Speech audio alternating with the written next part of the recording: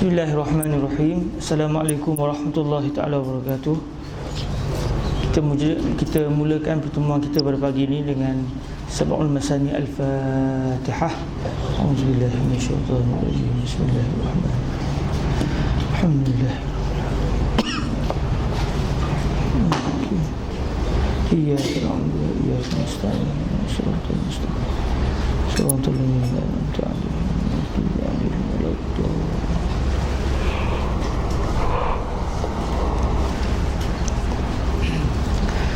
A'udzubillahi minasyaitonir rajim. Bismillahirrahmanirrahim.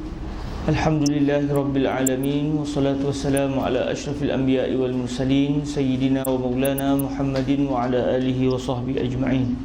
Asyhadu an la ilaha illallah wahdahu la syarika lah wa asyhadu anna sayyidana wa habibana Muhammadan abduhu wa rasuluhu wa safiyuhu min khalqihi wa habibuh. Addal amanah wa ballaghar risalah wa nasahal ummah wa kashafallahu bil ummah. Allahumma salli wa sallim wa zid wa barik ala hibbina wa sayyidina Muhammad ibn Abdullah ibn Abdul Muttalib ibn Hashim ibn Abdi Manaf wa ala alihi wa itratihi wa ashabihi wa man salaka bidayatihi ila yaumiddin. Amma ba'd. Alhamdulillah, syukur kita pada Allah Subhanahu wa taala, kita direzekikan lagi untuk bertemu pada pagi yang berbahagia ini untuk sama-sama kita menyambung pembacaan kitab Bahrul Mazi karangan Syekh Muhammad Idris Ibn Abdul Rauf Al-Marbawi rahimahullahu subhanahu wa ta'ala. Pagi ini kita akan masuk pada hadis yang ke-22. Hadis yang ke-22 daripada kitab Bahrul Mazi. Bismillahirrahmanirrahim. Alhamdulillah. Wassalatu wassalamu ala sayyidina wa habibina Muhammadir Rasulillah wa ala alihi wa itratihi wa ashabihi wa man walah. بإسنادنا المتصل إلى سيدنا الإمام الشيخ محمد إدريس ابن عبد الرؤوف المربوي رحمه الله سبحانه وتعالى ونفعنا الله بعلومه وعلوم مشايخه وتلامذته وقراء بحر الماضي وسائر مصنفاته وشراحها اللهم آمين. وبإسناده إلى سيدنا الإمام الترمذي ومنه إلى سيدنا سعيد بن زيد رضي الله تعالى عنه. عن سعيد بن زيد رضي الله تعالى عنه قال سمعت رسول الله صلى الله عليه وآله وسلم يقول لا وضوء لمن لم يذكر اسم الله عليه. Daripada Sa'id bin Zaid radhiyallahu taala anhu, katanya, telah aku dengar Rasulullah sallallahu alaihi wa alihi wasallam bersabda, ia tiada wudu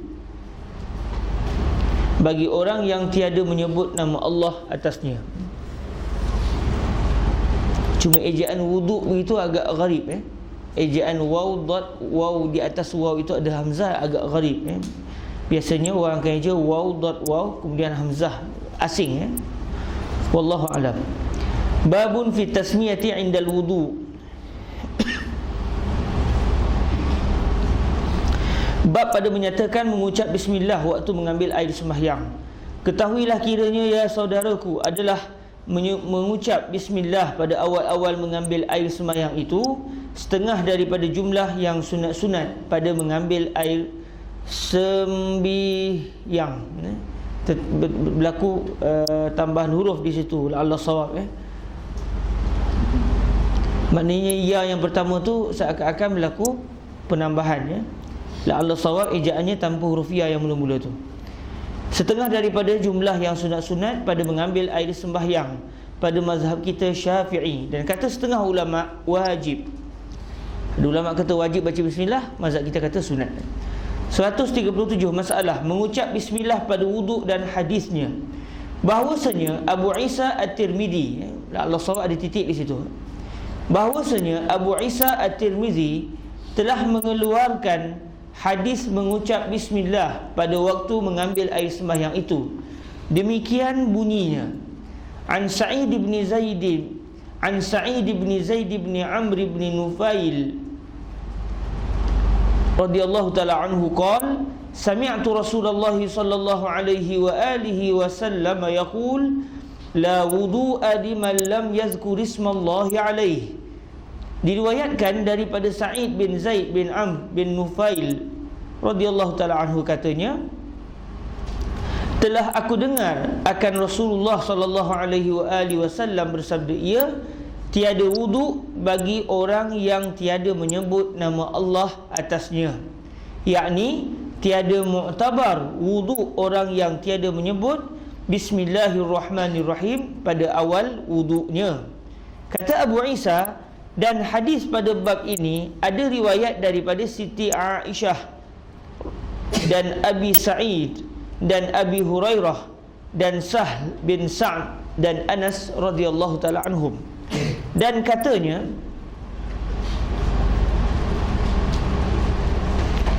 siapa yang berkata di sini? Iaitu Sayyidina Abu Isa At-Tirmizi. Dan katanya itu kata Abu Isa At-Tirmizi. Dan katanya telah berkata Ahmad bin Hanbal, tiada aku ketahui pada ini bab akan hadis yang ada baginya sanad-sanad yang elok. Jadi hadis yang mewajibkan baca bismillah ketika berwuduk, sanadnya lemah. Maka atas itu mazhab Syafi'i tidak mewajibkan membaca bismillah, bahkan disunatkan. 138. Masalah mengucap bismillah pada wuduk dan hukumnya. Adalah mengucap bismillah pada awal-awal mengambil air sembahyang itu sunat jua pada mazhab Syafi'i. Kata Syafi'i di dalam Al-Um, dan aku suka bagi seorang laki-laki bahawa menyebut nama Azza wa Jal. Moga-moga yang tepat ada kalimah lafzul jalalah, iaitu Allah Azza wa Jal. Moga-moga berlaku keguguran terhadap lafzul jalalah.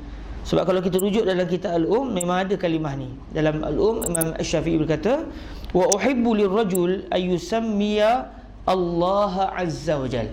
Jadi la'alla sawab berlaku keguguran terhadap kalimah Allah. Dan aku suka bagi seorang laki-laki bahawa menyebut nama Allah Azza wa Jal pada permulaan wuduknya. Maka jika lupa ia, mengucaplah ia barang mana masa ia ingat, dan jika ada ia dahulu daripada sempurna wuduknya. La'alla sawab kalimah dan jika tu, dan tu moga-moga sebenarnya tidak ada kalimah itu. Maksudnya kalau la'alla sawab kalimah dan itu tidak ada sepatutnya. Jadi ayat penuhnya akan berbunyi, maka jika lupa ia, mengucaplah ia barang mana masa ia ingat, jika ada ia dahulu daripada sempurna wuduknya. Cuma kalau kita rujuk kita Al-Um, memang ada kalimah waw tu, wa in. Saya bacakan teks asalnya. Wa uhibbu lirrajul ayyusammi Allah Azza wa Jalla fi ibtida'i wudu'i fa in saha samma mata zakar wa in kana qabla an yukmil al-wudu'. Jadi Syekh Idris terjemah betul dah tu.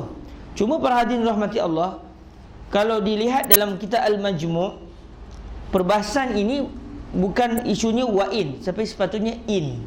Kerana seseorang yang berwuduk, selagi mana dia masih teringat dia belum baca bismillah, ketika dia sedang berwuduk, dia boleh baca bismillah. Tapi kalau wuduk dah selesai, maka sebenarnya sudah tidak ada lagi sunat baca bismillah untuk wuduk ketika itu, sebab wuduknya sudah selesai. Jadi ayat yang lebih tepat, walaupun dalam Al-Um ada kalimah wa'in dan sekalipun, tapi sebenarnya lebih tepat adalah sekiranya, iaitu in tanpa kalimah wa tu, sebagaimana yang disebut dalam kitab kalam Al-Imam Asy-Syafi'i yang dinaqalkan oleh Al-Imam Munawi dalam kitab Al-Majmu'. Ayatnya, fa in saha anha samma mata zakar in zakara qabla an yukmil al-wudu. Jadi saya berpandangan wallahu taala alam, kalimah dan itu tidak ada. Sekiranya apa yang saya fikirkan ini benar, maka ayat penuhnya akan berbunyi, maka jika lupa ia, mengucaplah ia barang mana masa ia ingat, jika ada ia dahulu daripada sempurna wuduknya. Dia ingat ketika dia masih sedang berwuduk. Kalau dia dah terlupa, dia terlupa baca bismillah, selesai wuduk baru teringat, maka ketika itu sudah tiada lagi hukum sunat baca bismillah bagi wuduk, sebab wuduk sudah sempurna. Dan meninggal ia akan mengucap bismillah dengan lupa atau sengaja. La'alla sawab ada kalimah sekiranya, iaitu dan sekiranya. La'alla sawab, dan ini tepat dengan apa yang disebut oleh Al-Imam Asy-Syafi'i dalam kitab Al-Um. Wa in tarakat tasmiyah nasiyan aw amidan lam yafsud wudu'uhu insyaallah. Jadi maknanya ada wa in, Jadi la'alla sawab ada kalimah sekiranya yang tidak ada dalam kitab Bahrul Mazi. Jadi mungkin kita boleh tambah, cuma tambahan itu bukan daripada Syekh Idris Al-Marbawi rahimahullahu subhanahu wa ta'ala. Kalaulah benda ini benar, ayat penuhnya akan berbunyi, dan sekiranya meninggal ia akan mengucap bismillah dengan lupa atau sengaja, tiada batal wuduknya insya-Allah ta'ala.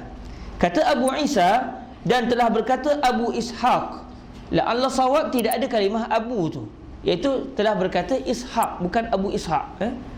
Sebab kalau kita rujuk dalam kitab Sunan At-Tirmizi, tidak ada kalimah wa qala Abu Ishaq, sebaliknya qala Abu Ishaq. Qala Ishaq, maafkan saya. Wa qala Ishaqu, iaitu Ishaq ibnu Rahuyah atau Rahawah. Jadi kalimah Abu tu la'alla sawab sebenarnya tambahan yang sepatutnya tiada. Wallahu a'lam. Jadi kalau betul apa yang saya fikirkan, ayat penuhnya berbunyi, kata Abu Isa, dan telah berkata Ishaq, jika meninggal seseorang akan mengucap bismillah itu dengan sengaja, hendaklah ia mengulang mengambil air sembahyang. Maka jika ada ia lupa atau ingat-ingat lupa, nescaya memadai akan dia. Kalimah ingat-ingat lupa itu sepertinya tidak berapa tepat dengan teks asal bahasa Arab. Sebab kalau kita lihat dalam bahasa Arabnya, Al-Imam Tirmizi menyebut au muta'awwilan. Au muta'awwilan ini kalau kita baca Sunan At-Tirmizi, maknanya sekira ataupun orang yang sampai ke tahap ijtihad tertentu tersebut mentakwil hadis tersebut. Maknanya sekiranya dia lupa baca bismillah, atau dia tak lupa tetapi dia takwil hadis Nabi yang katakan tidak ada wuduk bagi orang yang tidak menyebut nama Allah. Maksudnya dia berijtihad, dan ijtihadnya mengatakan bahawa sebenarnya tidak wajib mengucapkan bismillah. Jadi ingat-ingat lupa ni macam lupa baca ke tak baca, dia bukan takwil, dia bukan ijtihad, tapi dia sendiri macam lupa-lupa ingat. Jadi la'alla sawab ingat-ingat lupa tu agak kurang tepat dengan teks asal bahasa Arab. Jadi cadangan saya, ingat-ingat lupa itu diterjemahkan kepada atau dengan sebab takwilnya, atau kalau siapa nak tulis atau dengan sebab takwilnya, atau dengan sebab takwilnya, atau dengan sebab takwilnya. Jadi kalau betul apa yang saya fikirkan ini, ayat penuhnya akan bunyi, maka jika ada ia lupa atau dengan sebab takwilnya, nescaya memadai akan dia. Maksudnya orang yang dia terlupa baca bismillah, selesai. Atau dia memang sengaja tinggal, kerana dalam ijtihadnya mengatakan bismillah tidak wajib, sebagaimana ijtihad Al-Imam Asy-Syafi'i. Jadi bagi orang yang bermazhab Syafi'i, dia tak nak baca bismillah ketika wuduk, maka sah wuduknya, kerana dia berpegang dengan ijtihad Al-Imam Asy-Syafi'i yang yu'awwilul hadis.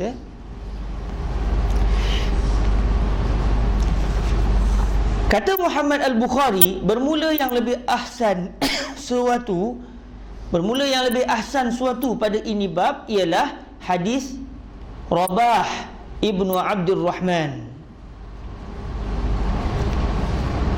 Tetapi ianya mengeluarkan di dalam sahihnya, iaitu Al-Imam Al-Bukhari. Ianya itu merujuk kepada Al-Imam Al-Bukhari.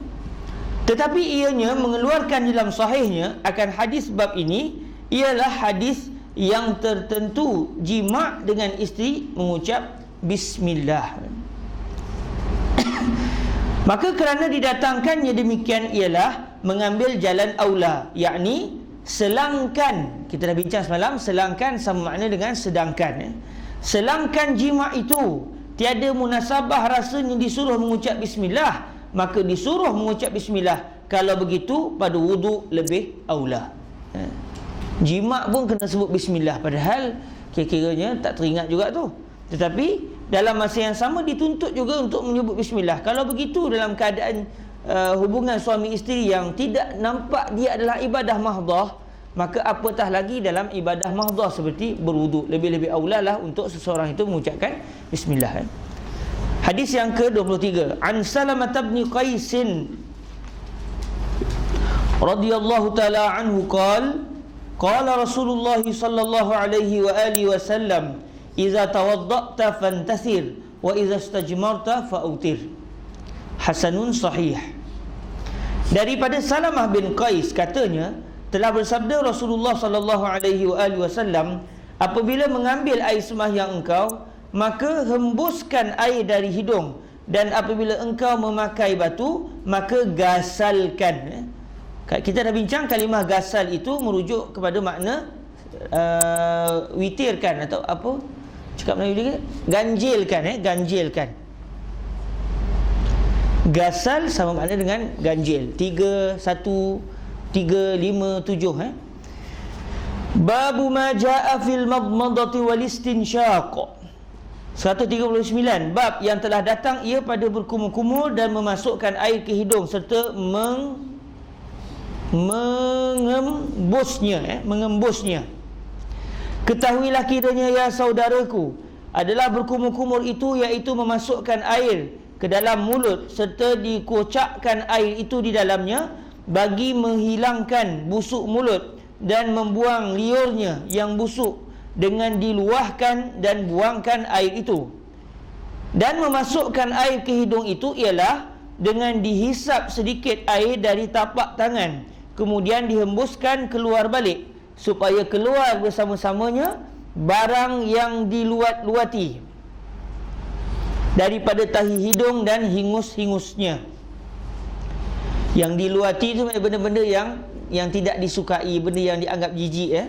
Orang kata luat, yang diluati, yang tidak dirasa, yang dianggap jijik.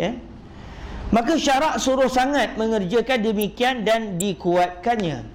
140, masalah berkumur-kumur dan masukkan air ke hidung dan hadisnya.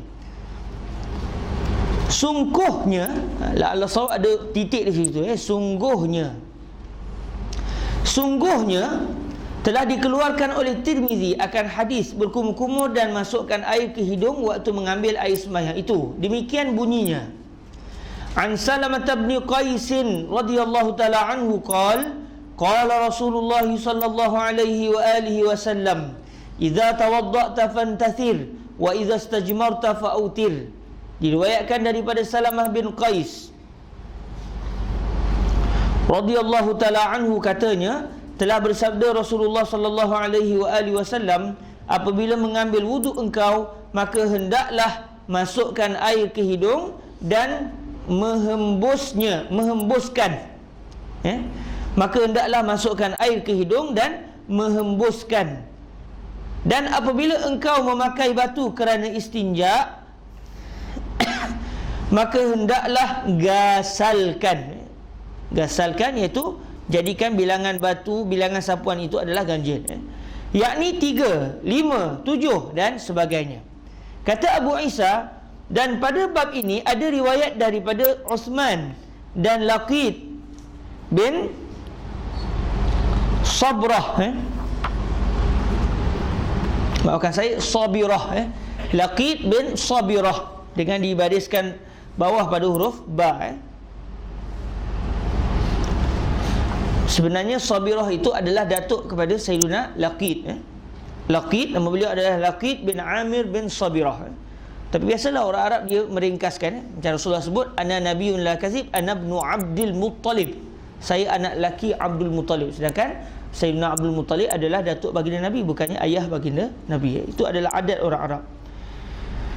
Diriwayatkan daripada Salamah bin Qais katanya, telah bersabda Rasulullah sallallahu alaihi, maafkan saya, kata Abu Isa, dan pada bab ini ada riwayat daripada Uthman dan Laqit bin Sabirah dan Ibnu Abbas dan Al-Miqdam bin Ma'di Karib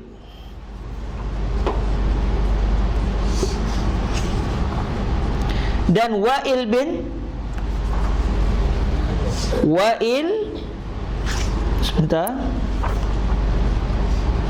Hujr, Wa'il bin Hujr, dibaca begitu, ha tu dibariskan depan, Hujr,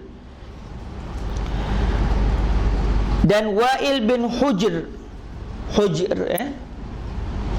Ha tu dibariskan depan, jim tu dibariskan mati ya.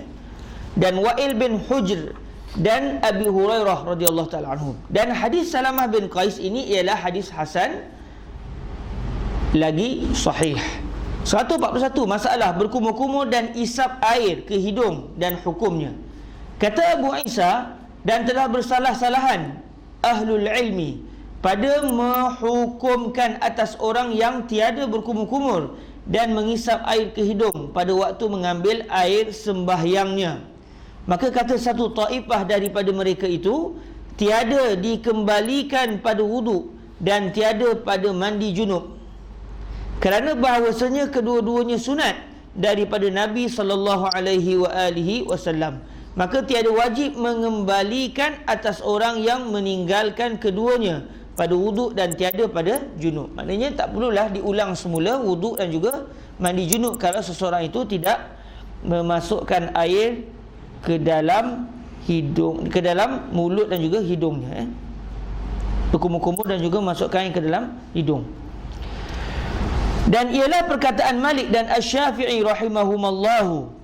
Dan kata satu taifah daripada mereka itu, apabila meninggal akan keduanya pada mengambil air sembahyang hingga sembahyang ia, nescaya kembali ia sembahyang. Dia kena ulang sembahyang balik sebab wuduk tak sah dalam mazhab ini.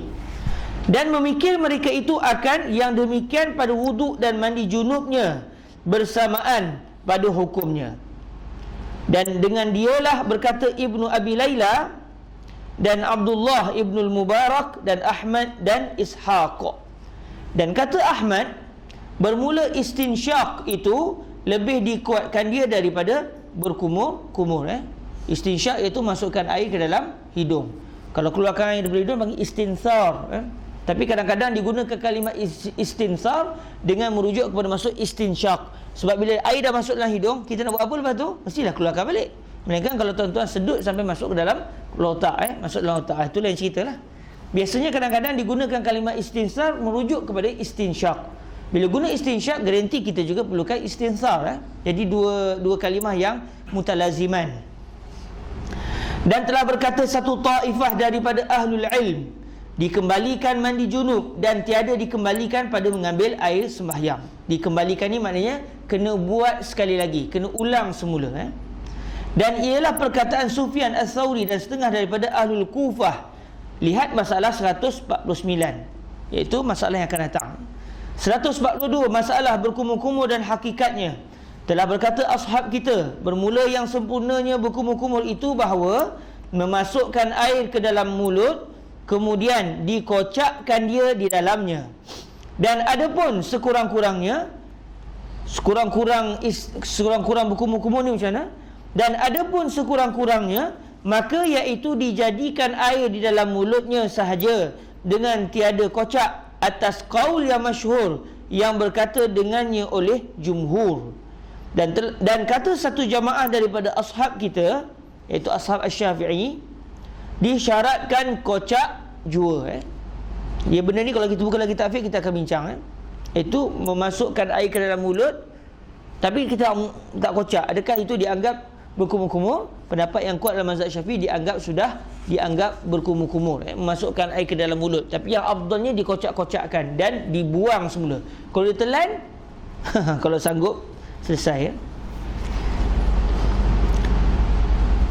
Yang paling penting maknanya masukkan air ke dalam mulut walaupun dia tidak mengocakkan. Dan yang lebih afdal selepas dikocakkan dibuang. Kalau ditelan tak ada masalah, tapi yang lebih afdal dibuang. Dan ialah seumpama perselisihan pada menyapu kepala, bahawasanya jikalau menghantar ia akan tangannya yang basah atas kepalanya dan tiada menjalan ia akan dia, adakah hasil sapu?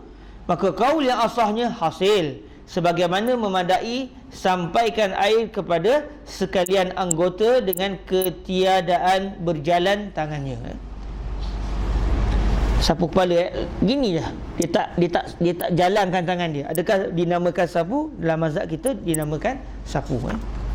143 masalah mengisap air ke hidung dan hakikatnya. Adalah mengisap air ke hidung yang terbilang pada syarak, iaitulah menyampaikan air ke dalam hidung dan mengisap akan dia dengan nafas ke penghabisannya, maka yang demikianlah dinamakan istinsyak sebetul-betulnya, iaitu yang sempurna sekali. Begitulah, dimasukkan hidung, ditarik sampai ke dalam pangkal ya. Tapi kalau ditarik sampai masuk dalam rongga kepala dia, itu sudah tidak dituntut ya. Tetapi telah berkata ashab kita, berhasil nama kumur-kumur dan mengisap air ke hidung atas barang mana sifat yang sampai air ke mulut dan ke hidung. Asal masuk air sikit je, itu sudah dianggap memasukkan air ke dalam hidung. Tapi yang paling sempurna ditarik sampai ke pangkal hidung ni ya. 144 masalah berkumur-kumur dan mengisap air ke hidung dengan melampau-lampau. Bermula berkumur-kumur dan mengisapkan air dengan melampau-lampau itu sunat jua, melainkan jikalau seorang yang puasa, maka makruh yang demikian itu, kerana hadis Laqit radhiyallahu taala anhu bahawasanya Nabi SAW bersabda, wa baligh fil istinsyaqi illa an takuna sha'ima, dan lampau-lampaukan pada hisap air ke hidung melainkan bahawa ada engkau itu puasa ya. Dan ialah hadis sahih, meriwayatkan dia oleh Abu Daud dan Tirmizi dan lain daripada keduanya dengan beberapa sanad yang sahihah. Kata Tirmizi, ia hadis hasan sahih. Hadis yang ke-24 ini kita laju sikit sebab saya sudah lain daripada manhaj sebelum ini ya. Jadi menghurai itu lebih pula rasa. Sedangkan majlis kita bukan majlis menghurai kitab. Kalau dihurai kitab ni insya-Allah kita akan sambung di alam barzakh nanti ya. Kalau hurai betul-betul lah dia kena hurai 20 tahun insya-Allah, ataupun mungkin ialah satu kitab 1 tahun. Kitab Syahidi 23 jilid, so 23 tahun. Kalau pakat-pakat duduk sini 23 tahun, alhamdulillah. Tapi saya tak nak lah, saya 10 tahun lagi insya-Allah. Hadis yang ke-24, an Abdullah bin Zaidin radhiyallahu taala anhu qala, ra'aitu an-nabiy sallallahu alaihi wa alihi wasallam madmada wastanshaqa min kaffin wahidatin fa'ala dhalika thalathan hasanun gharib. Kalau tengok dalam teks hadis, min kaffin wahidatin, namun menurut Syekh Ahmad Muhammad Syakir yang mentahqiq kitab Sunan At-Tirmizi, beliau mengatakan hanya satu nuskhah saja daripada nuskhah Sunan Tirmizi yang menyatakan min kaffin wahidah. Adapun nuskhah yang lain semuanya menyatakan min kaffin wahidin. Lantas menurut Syekh Ahmad Muhammad Syakir, nuskhah yang berbunyi min kaffin wahidah, nuskhah itu adalah salah. Yang betulnya min kaffin wahidin. Daripada Abdullah ibn Zaid radhiyallahu taala anhu katanya, aku lihat Nabi SAW berkumur-kumur ia dan menghisapkan ke hidung akan air daripada tapak tangan satu, memperbuat ia akan demikian itu 3. Babul madmadati wal istinsyaqi min kaffin wahidatin, sama juga sebagaimana disebut tadi, nuskhah yang betul adalah min kaffin wahidin. Namun memang ada riwayat yang mengatakan min kaffin wahidah, cuma riwayat ini adalah dianggap salah oleh Syekh Ahmad Muhammad Syakir. Bab berkumur-kumur dan mengisap air ke hidung daripada tapak tangan satu, itu daripada tapak tangan yang satu. Ketahuilah kiranya ya saudaraku, bermula kelakuan berkumur-kumur dan mengisap air ke hidung, banyak macam kelakuan boleh diperbuat, tetapi yang afdalnya seperti akan datang pada masalah 147.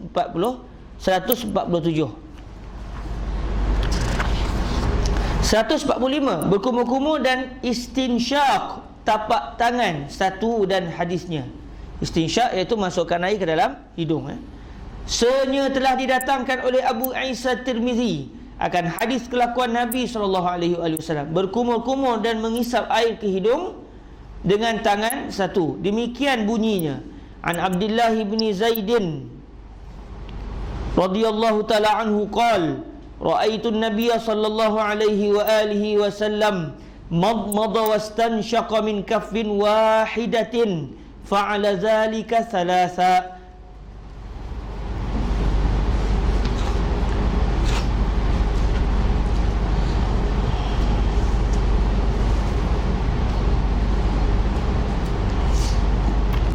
La Allah sawab, ayah kepada Sayyidina Abdullah iaitu Sayyidina Zaid ni adalah turut merupakan sahabat baginda Rasul SAW. Seingat-ingat saya, beliau dan juga ayah beliau kedudukannya sahabat. Kalau ayah dan anak sahabat, maka yang afdalnya kita sebut radhiyallahu anhuma. Seingat saya ni begitu, wallahu a'lam. Boleh kita cek baliklah. An Abdullah bin Zaidin. An Abdullah bin Zaid. Sayyidina ayah beliau bernama Zaid bin Asim. Seingat saya Zaid bin Asim juga sahabat baginda Rasul. Sebab beliau iaitu Sayyidina Abdullah, ibu beliau Ummu Umarah, ayah beliau Sayyidina Asim, Sayyidina Zaid bin Asim antara yang terlibat dalam peperangan bersama dengan baginda Nabi sallallahu alaihi wasallam. Seingatnya begitu.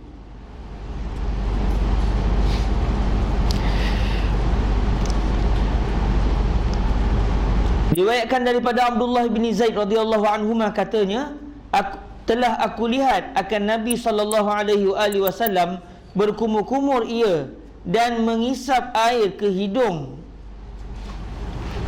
Kita macam mana tu? Ya, satu je. La Allah saw ada huruf alif di situ. Ya. Sebab kalau ya saja tak tahu nak sebut macam mana lah. La Allah saw ada alif tu. Sepatutnya alif ya. Tapi dalam teks kita semua ya saja tanpa huruf alif. La Allah saw ada huruf alif di situ. Telah aku lihat akan Nabi sallallahu alaihi wasallam berkumur-kumur ia dan mengisap air ke hidung ia daripada tapak tangan yang satu. Memperbuat ia akan demikian itu 3 kali. Kata Abu Isa, dan pada bab ini ada riwayat daripada Abdullah Ibnu Abbas radhiyallahu anhuma, dan katanya, itu kata Sayyidina Abu Isa At-Tirmizi, bermula hadis Abdullah Ibnu Zaid radhiyallahu anhuma ini hadis hasan lagi gharib. 146. Masalah berkumur-kumur dan istinsyak tapak tangan satu dan hukumnya. Kata Abu Isa Tirmizi, dan telah berkata setengah daripada ahlul ilm, bermula berkumur-kumur dan mengisap air ke hidung dengan tapak tangan satu itu memadai. Dan kata setengah daripada ahlul ilm, bermula menceraikan antara berkumur-kumur dan istinsyak itu lebih suka kepada kami. Dan kata Imam Syafi'i, jika menghimpun seseorang akan berkumur-kumur dan mengisap air ke hidung itu pada tangan satu, la Allah sawab ada kalimah tapak. Sebab kalau ikut dalam teks Al-Imam At-Tirmizi, kata Imam Tirmizi, wa qala Syafi'i in jama'ahuma fi kaffin wahidin. Kaf bukan tangan, kaf adalah tapak tangannya.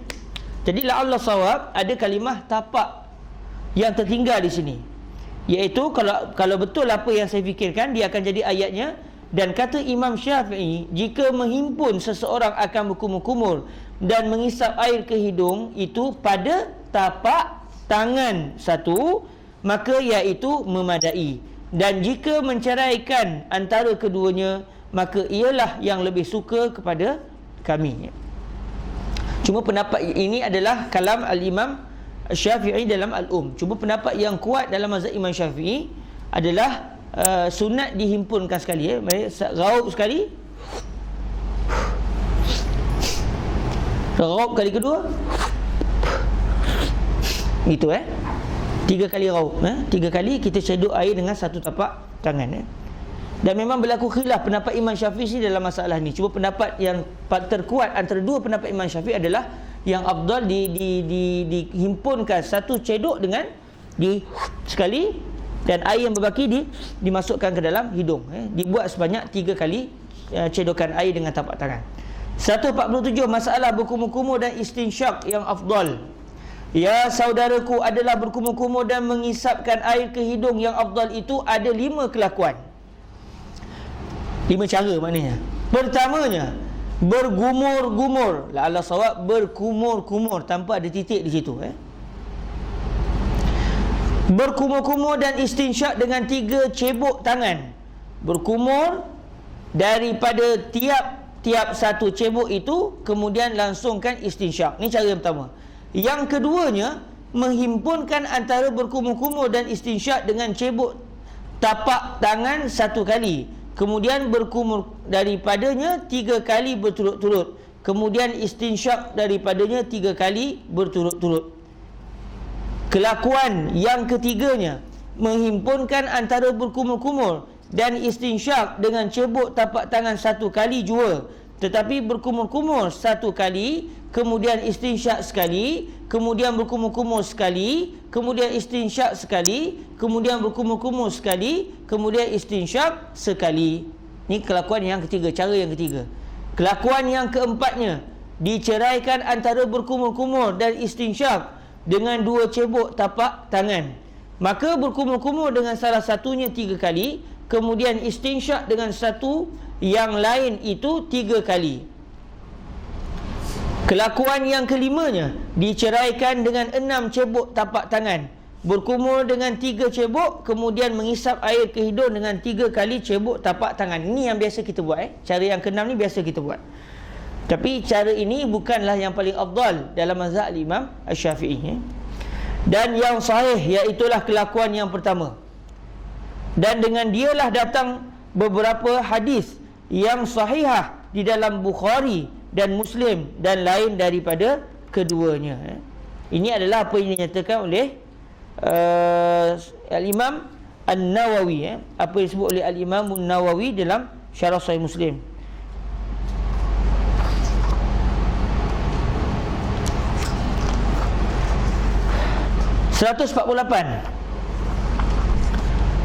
Masalah berkumur-kumurkah dahulu daripada istinsyak?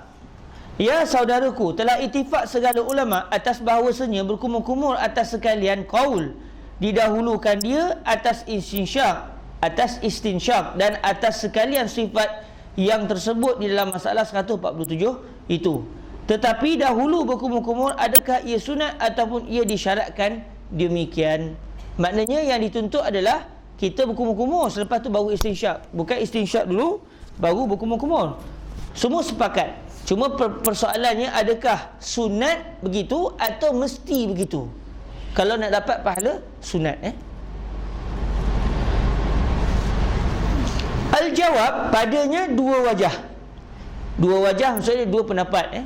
Dua pendapat di sisi ashab. Kalimah wajah dalam istilah mazhab Imam Syafi'i merujuk kepada pendapat ashab al-Imam Asy-Syafi'i. Kalau pendapat Imam Syafi'i tak disebut wajah, disebut qaul. Itu istilah yang digunakan pakai dalam mazhab Imam Syafi'i.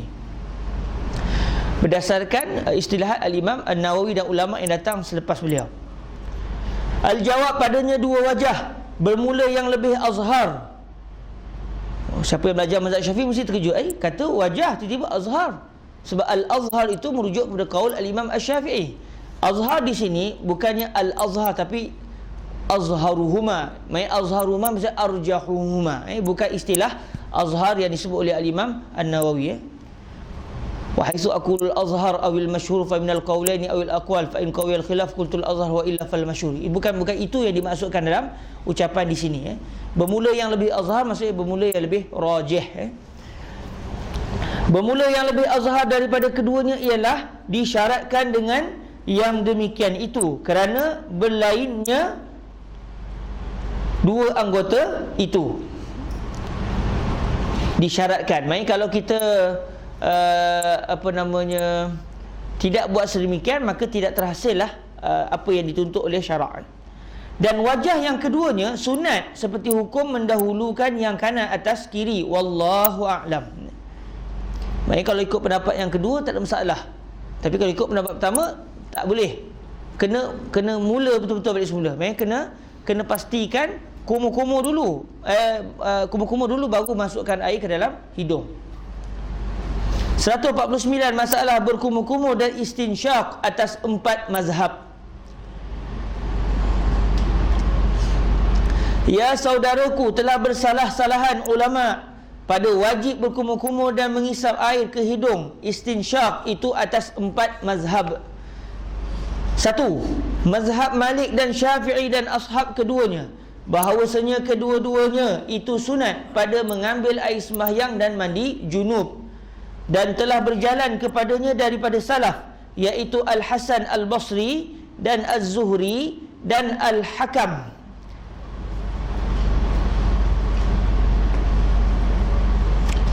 Al-Hakam bin Utbah Al-Kindi dan Al-Hakam dan Qatadah dan Rabi'ah dan Yahya bin Sa'id al-Ansari dan Al-Laits dan Al-Auza'i, dan ialah satu riwayat daripada Atha dan Ahmad. Dan dua mazhab yang kedua, mazhab yang mewajibkan keduanya pada wuduk dan mandi, maka tiada sah wuduk dan mandi itu melainkan dengan keduanya. Dan ialah yang masyhur daripada Ahmad bin Hanbal, dan ialah mazhab Ibnu Abi Layla dan Hammad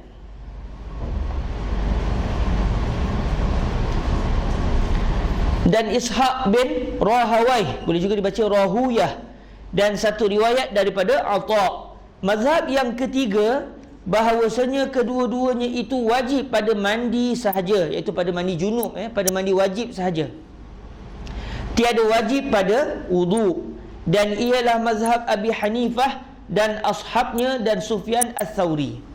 Mazhab yang keempat, bahawasanya istinsyak itu wajib pada wuduk dan mandi, dan berkumur-kumur itu sunat pada keduanya. Cuma dalam buku kita qada, qaf dal, la'alla sawab, satu titik tu ditiadakan.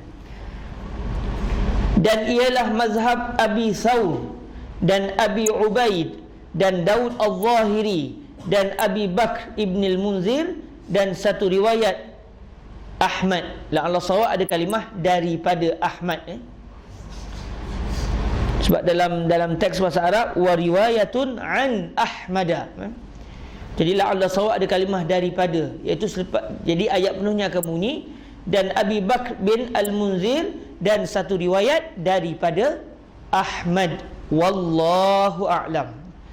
Macam saya suruh berhenti tak? Baik, kita baca terus. Hadis yang ke-25, An Hassan ibn Bilal qala ra'aitu Ammar ibn Yasir radhiyallahu ta'ala anhuma tawadda'a fa khallala lihyatahu faqila lah aw qala faqultu lah atukhallilu lihyatak qala wama yamna'uni wa laqad ra'aitu Rasulullah sallallahu alaihi wa alihi wasallam yukhallilu lihyatahu maqtu'.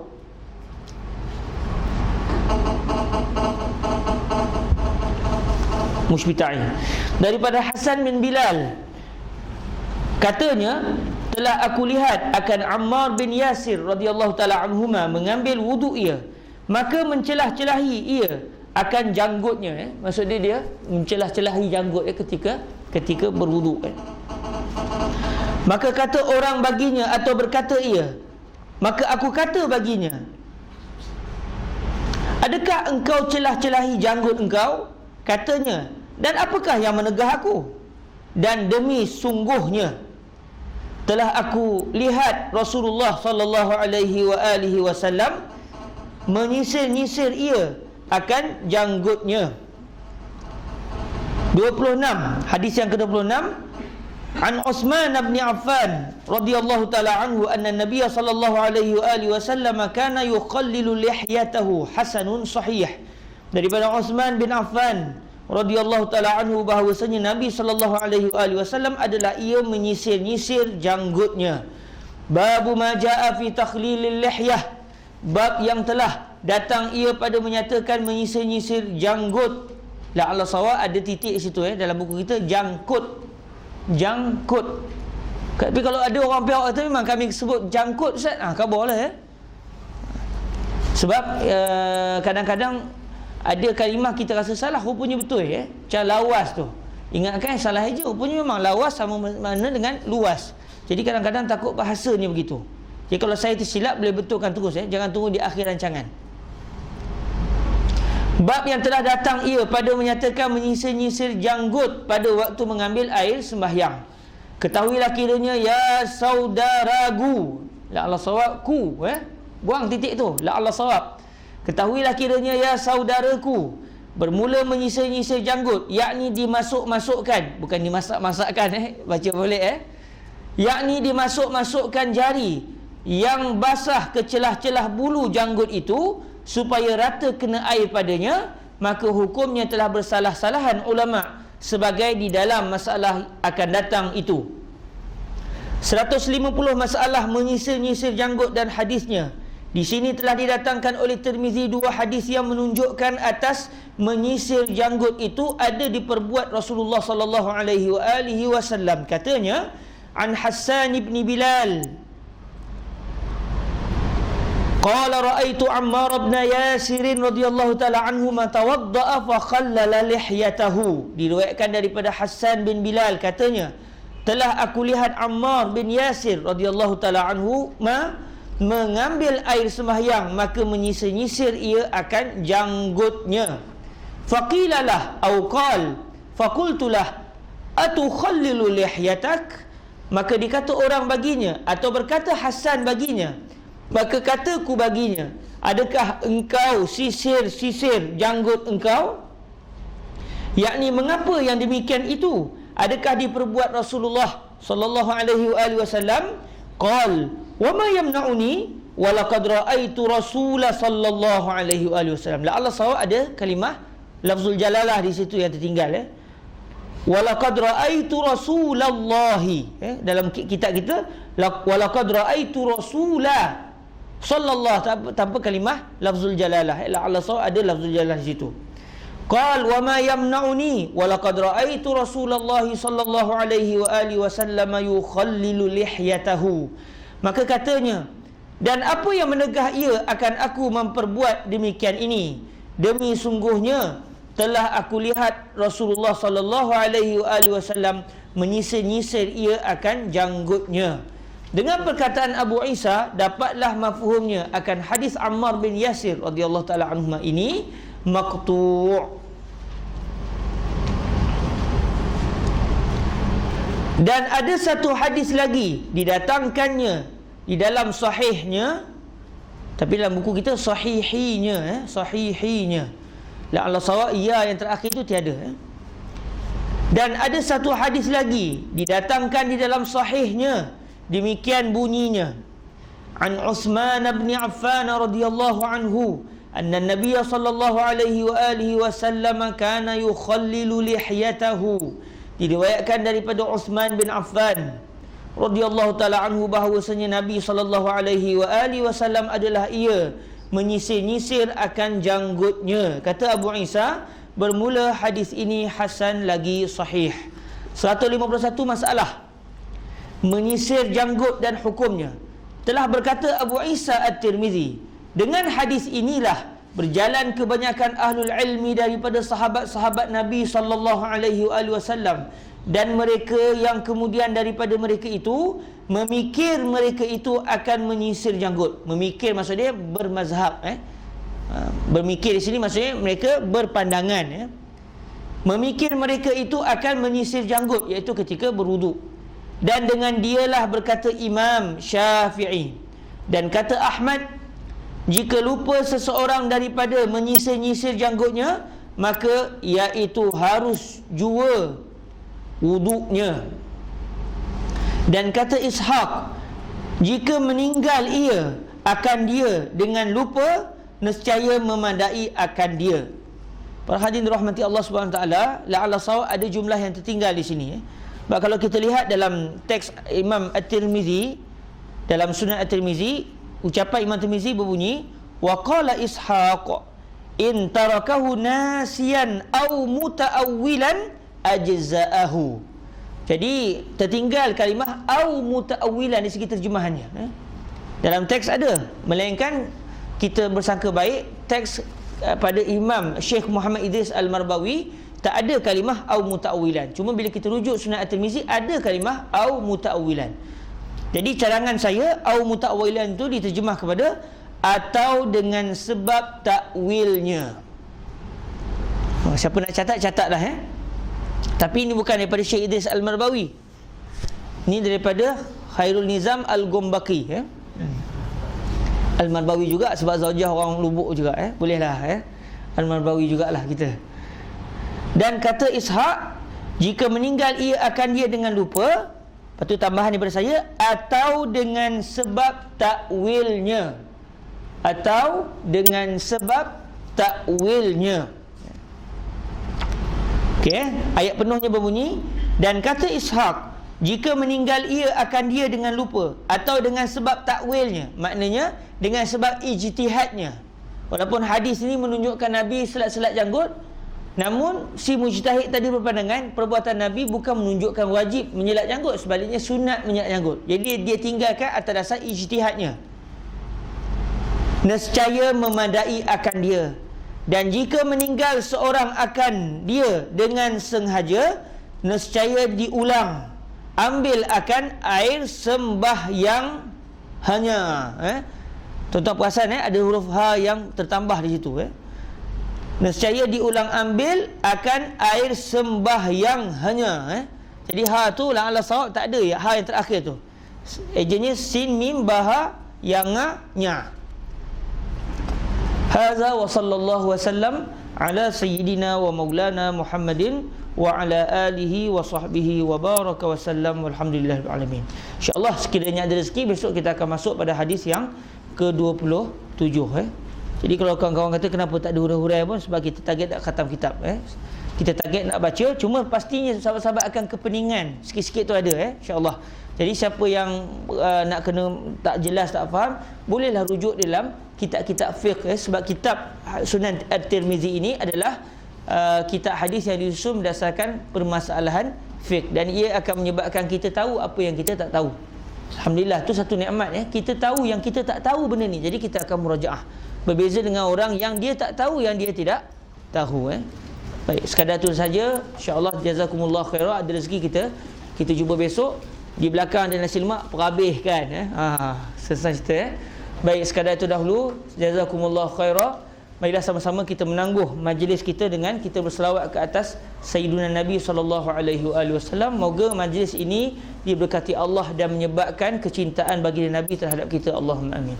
Allahumma salli afdala salatin ala as'adi makhluqatika Sayyidina Muhammadin wa ala alihi wa sahbihi wa sallim adada ma'lumatika wa midadatika kullama zakaraka dzakiruna wa ghafala an dzikrihil ghafilun. Allahumma salli afdala salatin ala as'adi makhluqatika Sayyidina Muhammadin wa ala alihi wa sahbihi wa sallim adada ma'lumatika wa midada kalimatika kullama zakaraka dzakirun an zikrihil ghafilun. Allahumma salli afdala salatin ala as'adi makhluqatika Sayyidina Muhammadin wa ala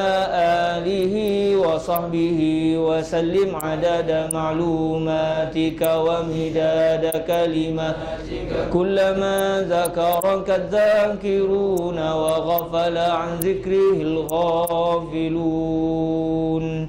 Allahumma ighfir lana dhunubana wa kaffir 'anna sayyi'atina wa tawaffana ma'al abrar. Allahumma ighfir lana dhunubana wa dhunuba abaina wa ummahatina wa ajdadina wa jaddatina wa dhunubal muslimina kullihim ya arhamar rahimin. Allahumma ya arhamar rahimin ij'al akhir kalamina fi hadhihi ad-dunya fi hadha ad-dunya qawlu la ilaha illallah Sayyidina Nabi Muhammad Rasulullah. Allahumma ja'alna min ibadikal muttaqin, tawaffana muslimin wa ba'athna muslimin ma'a sayyidil muslimin sayyidina wa maulana Muhammadin Rasulillah sallallahu alaihi wasallam. Allahumma arzuqna al-jannah bila sabiqati azabin wala hisab, warzuqna al-jannah bi syafaati hibbina sayyidina Muhammadin sallallahu alaihi wasallam. Rabbana atina fid dunya hasanah wa fil akhirati hasanah wa qina azaban nar. Wa sallallahu ala sayyidina wa maulana Muhammad wa ala alihi wa itratihi wa ashabihi wa baraka wa sallam. Walhamdulillah rabbil alamin. Subhanakallahumma bihamdik asyhadu an la ilaha illa anta astaghfiruka wa atubu ilaik. Bismillahirrahmanirrahim. Wal 'ashr innal insana lafi khusr illa alladhina amanu wa 'amilus salihat wa tawasaw bil haqq wa tawasaw bis sabr. Wassalamu alaikum warahmatullahi wabarakatuh.